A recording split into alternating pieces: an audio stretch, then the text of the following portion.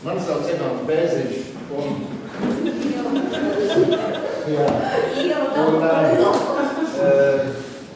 man ir prieks būt šajā sabiedrībā, ja ir to brīdim kāds man pārmet, ka es kaut kā par daudz geogrāfiski skatos uz lietām. Pretēji Wittgensteinam man ir tāda sajūta, ka tomēr būtiskāk to pasaka vizuālā daļa. To es esmu kaut kā sapratis priekš sevis, un tādēļ arī tas akcents ir uz vizuālo. Tā ir neinterpretēta informācija, tas ir tas jautājums. Un tā dod kaut kādas specifiskas zināšanas, bieži vien, ko mēs varam pārzīmēt, kā broci daudz lietas darīt vai savādāk. Katrā gadījumā jautājums ir tas, ka informācija neinterpretēta. Es esmu uzaudzis Jaunmilgrāvī, pretī Mangara kuģeram un Tūknīcai, un bērnītes skaistākā bilde ir tāds liels betona rāmis priekšā otrāpus krastā ar uzrakstu Slow Speed. Kaut kā tas fascinēja, tiešām fascinēja, izrādās, ka tas bija sausais doks. Mums bija iespēja veselu kādu redzēt Rīgas ūdeņus šādā izskatā. Es tik laimi, kas uzkāpa? Kas uzkāpa šai kāpā? Tas būs viens no maniem secinājumiem. Einsteins teica, es neesmu zināšanām bagāts, I'm just passionately curious. Ir jāiet un jāredz pašiem ar savām acīm redzot, tas ir zinām vairāk arhitektu tikums, pirms neesi bijis uz vietas, ar kājām rokām aptaustīs vietu, nav iespējams un nedrīkst, ne? Priekšstati var mainīties. Šī ir viena no strateģiskām Rīgas attīstības vietām, un tādēļ es viņu rādu vizuāli, pārējais arī būs vizuāli.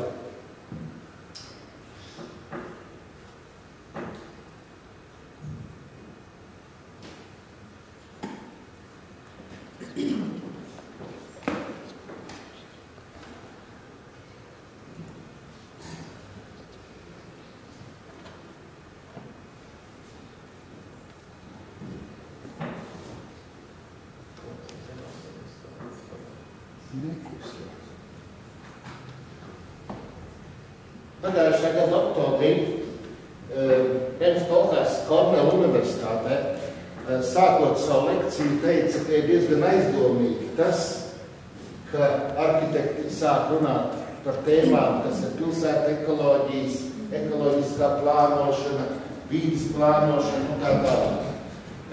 Kā acīm redzot, viņiem nolaidušies no saviem augstumiem un ienākuši tajā sfērā, kas ir būtiski plašākā sabiedrības daļai un satur mazāk uzrādīšanas.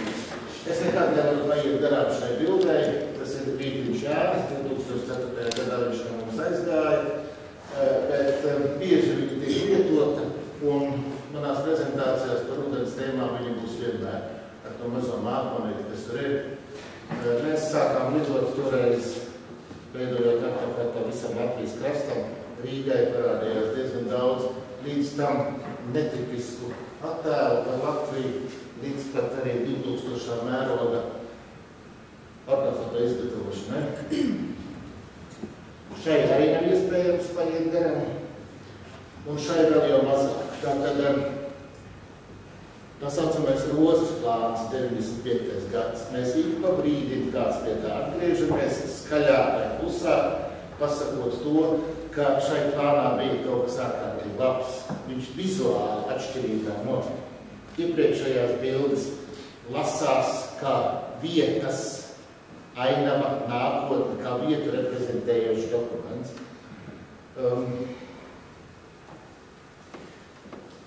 Ja mēs lietojam kartogrāfiju, mēs vienmēr skatāmies no mums ziemeļi ir augšā. Man iepatīkās šo bildi pagriezt otrādi, tad mēs ieraugam mūsu vietu no jūras. Un ar dzelteni ir apvelkts mazs posmiņš, par ko īstenībā ir runa. Tālākā telpa līdz jūrai ir faktiski viena aktiera teātra skatuve. Un ar aktieris es nedomāju šajā gadījumā personu, bet tā ir viena operatora telpa, kas mūs atdala no mūsu 15 km garā jūras krastu, tas rekti, kurai galvaspilsētai varētu būt. Uz turieni vēl ūdens ceļš, ūdens ir mazliet izcelts, bet mēs redzam to bagātību, kas reāli mums ir ar ūdens resursiem, un varētu teikt, ka daudz kas mūsu varbūt kļūdās, un tajās problēmās, ko mēs saskatām, rodas no šīs pārbagātības. Mēs tērējam ūdeni divreiz mazāk nekā mēs viņu reāli iegūstam savā divās ūdens iegūst vietās. Mēs nevaram nolaist zem jaudām, zem 50,000 kubu diennaktī jaudas abas mūsu ūdens ņemšanas vietas. Un varbūt, ka gan attiecībā uz dzeramo ūdeni, gan vispār uz ūdens teritorijām, akvatorijām mēs esam kaut kā izmainījuši savu attieksmi. Tā skaitā arī aizmirsuši daudz ko no vēstures, kas mums ir bagātāka nekā komentāta, ne?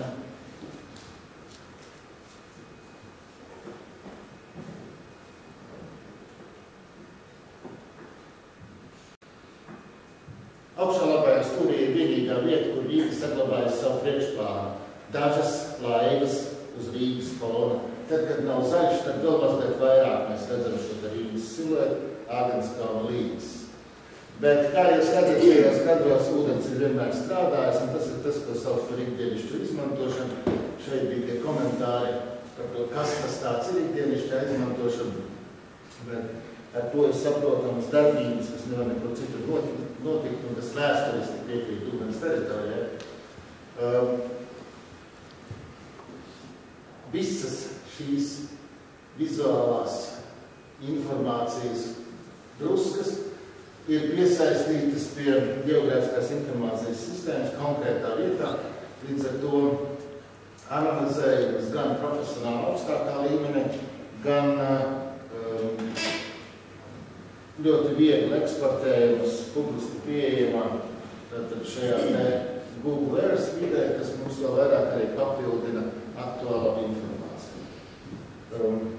Kopš tiem laikiem, kad pat neskatoties tik tālu kā līdz Valdemāram, bet pat kopš 50. gadu beigām, kad upju transports Rīgā pārvadāja līdz 500 000 pasažieru un bija pāri par 400 kilometriem ūdens ceļu, mēs esam pazaudējuši šos būtiskos spēlētājus ūdenī. Diezgan būtiski ir tas, ka, protams, diezgan būtiski argumenti, kādēļ mēs esam pazaudējuši, bet tikpat būtiski šajā gadījumā ir plāna uzdevums, kas varbūt ir netipisks plāns, nevis aprobežot kādu funkciju, kādu tradicionāli, kas ir pieņemts, bet mēģināt ierosināt un veicināt, mēģināt dabūt kuģus atpakaļ, mēģināt dabūt ūdens lietotājs atpakaļ pie ūdens. Un, lai arī kā, uz jebkuru žurnālistu jautājumu, kas man ir prasējis komentēt Rīgas šo jauno ūdens telpu izmantošanas iespēju, un jautājums ir, Bērziņkungs, kam tu vajadzētu būt? Man atbildi ir pirmkārt kuģiem, tad jebkurā interpretācijā, kas pēc tam tiek attainot vienalga vai tekstā vai rakstiski, ir teksts Egons taisās man būvēt galvu. Acīm redzot, šī vēlme un bailes no kaut kā nezināmā mums pietiekami tomēr attur teikt hop, bet tāpat laikā pārsteigums ir tas, ka mēs arhitekti, būdami un pilsētas iedzīvotāji diendienā ejot garām lietām, kurām vajadzētu funkcionēt mūsu labā. Mēs nepievēršam uzmanību, kāds mums ir atņemtas. Šī ir viena no publiskajām piestātnēm, fonā jūs redzat birkēt pie Daisnes pilī un piestājas ir Mississippi. No 17, īstenībā 13 plus 4 piestātnēm, kas ir domātas, skaitās, ka ir domātas publiskai izmantošanai, it sevišķi tās, kas ir vēsturiskajā centrā, ir šādā veidā okupētas. Ja mēs teiktu, ja mēs izsakām šādu pārmetumu juristiem, tad viņi atbildi tādu, nē, šajos līgumos, ko izīrē kuģi, caur kuriem kuģi var iestāt šeit uzņemt un izlaist pasažierus, tur ir rakstīts, ka nedrīkst traucēt brīvu publisku pieeju. Kas ir apmēram tas pats, ka jūs savu mašīnu varat piestāt autobusu pieturā, bet vairāties no autobusu mūciet. Ir diezgan pārsteidzoši, ka mēs samierinamies kā sabiedrība ar tiem faktiem, kas reāli un vizuāli un konkrēti degradē vidi, un kas mums pieder, tāpat laikā bieži vien satraucoties un ļoti skaļi runājot par problēmām tajos gadījumos, kad var tās problēmas personificēt ar kādu no mūsu, teiksim, sabiedrības mazākās, bet valdošās daļas. Tas ir tas, ko es gribētu pieminēt, ko es jau iepriekš pieminēju, ka uz šo brīdi jau Daugava varēja būt pilna ar līdzīga rakstura objektiem, jo tie iekļaujas pašreizējo, teiksim, normatīvu prasībās. Iemesls, kādēļ tāda nav, tas ir nelieli meklējumi šajās pašās nomas tiesībās, un paldies Dievam, ka tā, jo savādāk pie mūsu situācijas, kad kādas vietas attīstības kvalitāti, jeb attīstības iecerēji tiek vērtēta tikai pēc iesniegšanas laika un netiek nevienā gadījumā izvērtēt attīstības kādam attīstības mērķim, nomas līguma pārvēršas par skriešanās sacensībām, kas mums izņem no publiskās apreces, ja var izņemt no publiskās apreces liels teritorijas no 5 līdz 30 gadiem. 30 gadi liela daļa no cilvēka mūža. Konkrētās, kas mums šobrīd ir šādā veidā jau, kuras neizmanto savu potenciālu, pieņemsim vērtības kalpītas. Simboliska summa, par ko, protams, sabiedrībai nebūtu žēl, bet varbūt iespēja, ka kaut kas labāks notiek, tur jau arī, ka vispār kaut kas notiek. Lai gan arī vēlme palikt pie situācijas, ka labāk nenotiek nekas, arī ir atzīstama, jo viņi saprata zināmos draudus par to, kur, kas, kāpēc. Un šie draudi rada savukārt vēlēšanos normatīvi ierakstīt līdz beidzamam sīkumam, kur kas varētu būt.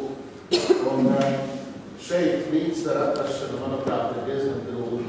Vai šo te pirkti var latviešu kompāniju neļautu pārdot uz Zviedriju vai uz Norvēģiju? Jā. Pēc jaunajiem noteikumiem viņas tautsistēma varēs noreģistrēt kā kuģošanas līdzekli, ja viņai uzliks mazu motoru galā. Mūsu šī gada valsts svētkos salūta laikā upē bija 3 robežsargu kuģi, 2 policijas kuģi, 5-6 kajaki un 1 pirts. Kajaki bija pārsvarā 20. Kajaki bija vairāk. Kajaki bija vairāk, un tad viņi 20. Nebija apgaisnot. Bet katrā gadījumā tāda ir tā proporcija, ka lai visa mūsu kaldošā flote nepiedalījās šajā pasākumā. Domājams, ka būtu tomēr kaut kādā veidā no stāvvietā jādabū uz mūsu pilsētas centri tie kuģi, kad mēs varētu redzēt un priecāties par to, kas ir. It kā liekas, ka līdz šim pilsētas teritorija ir bijusi pietiekami saplānota, tie džūgas uzrīmētie detāli plānojumi. Viņos šī iespēja ir palikusi tekstā, vizualizēta ne tikai pāris vietās, bet šeit ir interesants notikums, ko es gribēju pieminēt no pagājušā gada, ka Daugavai no Salaspils līdz Manšatūram ir izstrādāti apsaimniekošanas noteikumi. Apmēram tā izskatās to grafiskā daļa. Un interesanti, ka tur ir palikusi šīs neatbilstošas, neadekvātās izmantošanas teritorijas, kas atbilst savukārt manas prezentācijas virsrakstam. Tās ir teritorijas, kas ir ideāli piemērotas tam, ko mēs saucam par akvatektūras attīstības zonām, kas varētu būt nesliktākas kā tačkoturs Kopenhāgenā vai kaut kur citur. Tātad risks, ko satur šī bilde, ir tā, ka uz šo brīdi vienīgais arguments, gandrīz vai kādēļ nevarēja iznomāt ūdens teritoriju, jebkuram priekšlikumam atsaucoties, ir tas, ka trūka šāda noteikuma. Šobrīd šāda noteikuma ir, un šī situācija satur zināmu risku, ka daudz, kas mums var nepamanīts, aiziet netiešā privatizācijā. Dažas bildes par to, ko mēs samierināmies, mēs zinām, ka tur ir pietiekami ierīsti, bet mēs arī redzam, ka tajās vietās, kur vajadzētu kaut ko izmantot, mēs neesam varējuši neko izdarīt. Mēs kā arhitekti esam bijuši diezgan pavērši par šo potenciālu, kas citur strādā sabiedrības labā. Mēs atkal pieciešam maz kvalitatīvu publisko vidi un nepieciešama infrastruktūra, kas tomēr kaut kā ir vajadzīga pie šīm iestādēm. Tāpat laikā nedodot iespēju attīstīties kaut kam līdzīgam, kā tas ir Klaipēdā.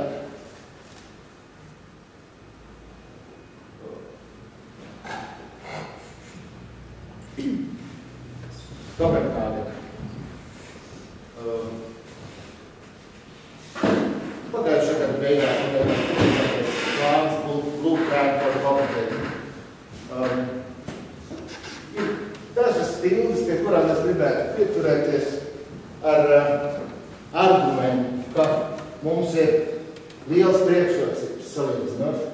Mums nav vajadzības salas, peldošas jaunas, ja mēs izmantojam savas kā šādas dabas oāzes.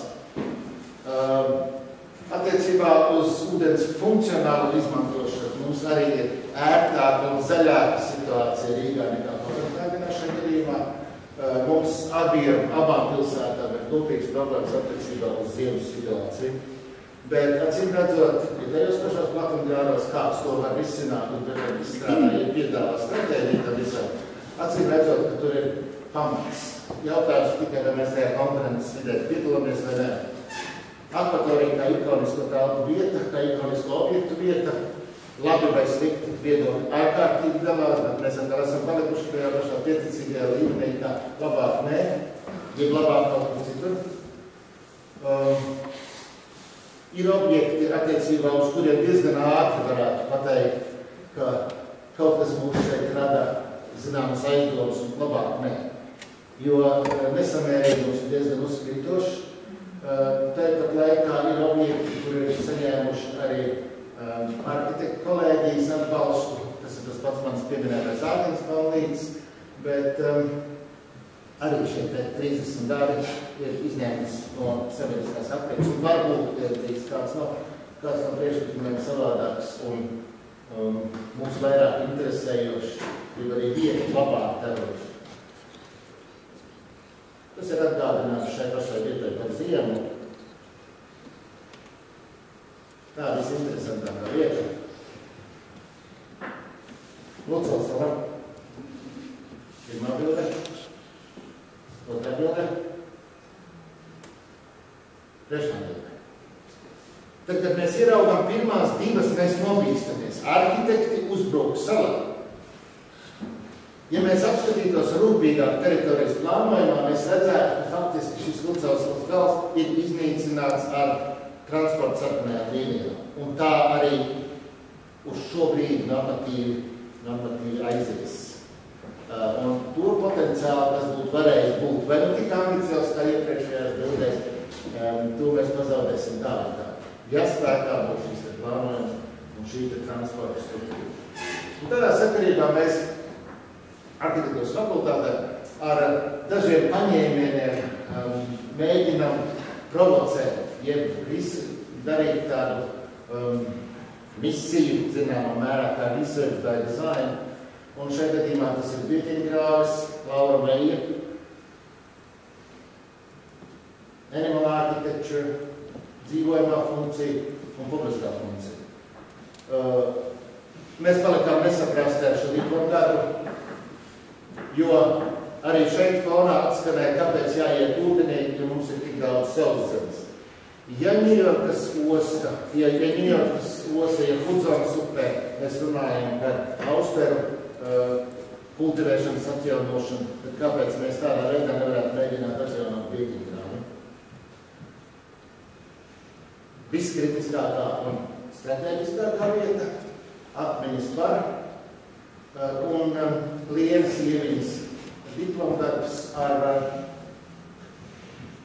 atgādinājumu un pieslēgumu akmens tilta. Šīm abām divām sadaļām vajadzēja būt uz plakātiem, un tādēļ es atļāvos viņus uzlikt tikai šeit, jo abas kolēģis nevarētu būt šodien. Vienīgais objekts, kam arī tātad trešais objekts, kur Rīgas pilsētā ir izdomāta šī publiskā ūdens telpa, ir Ķīša zera Jaunciema osta. Mums līgums nav tikai no 2009. gada, bet tā ir vienīgā vieta, kur ir kaut kas reāli izdarīts, un šis kaut kas saturēja arī iespēju šī gada oktobrī šeit muzicēt. Šajā akvatektūras objektā, ko uzzīmē Andris Cīles, muzicēt arī Nacionālajām simfoniskajām orķestram. Cilvēki atbrauc ar laivu, un tas bija simboliski. Angārā stāv, tā skaitā arī mūsu vēstures, viena no būtiskām iezīmēm mums ir bijušas lidlaivas, ar ko ir jārēķinās kā spēlētājiem ūdens teritorijā, un nebūtu ne tikai kā draugiem. Mums ir liels pamats iet uz ūdens, vairāk nekā citiem. Ārējuši ezerpils. Apskatieties, kas par arhitektūru. Mums ir zināms apļautējums, kas arī ir pamats iet uz ūdens, un šis varbūt ir visnopietnākais. Iepriekšējās teikumos es lietoju zinām ironijas daļu. Ūdens nav visu. 10, šis ir normatīvais. Pašreizējā izmantošana. Pilsētas dārzs, jeb pilsētas mazdārzs ir teritorijas, kā mēs to esam pieraduši redzēt pietiekuši degradētā stāvoklī, lai mums pilnībā no aprits būtu izņemta arī šis perimetrs, kas ir ūdensmā, satur sevi iespēja ar ļoti jaudīgu juridisku nodrošinājumu, pakāpeniski, lēnām un uzmanīgi iet publiskās telpas atgūšanas ceļu šajās vietās. Lauras Valderes diplomdarbs arī kā provokācija zem šīs paša virsraksta Research by Design.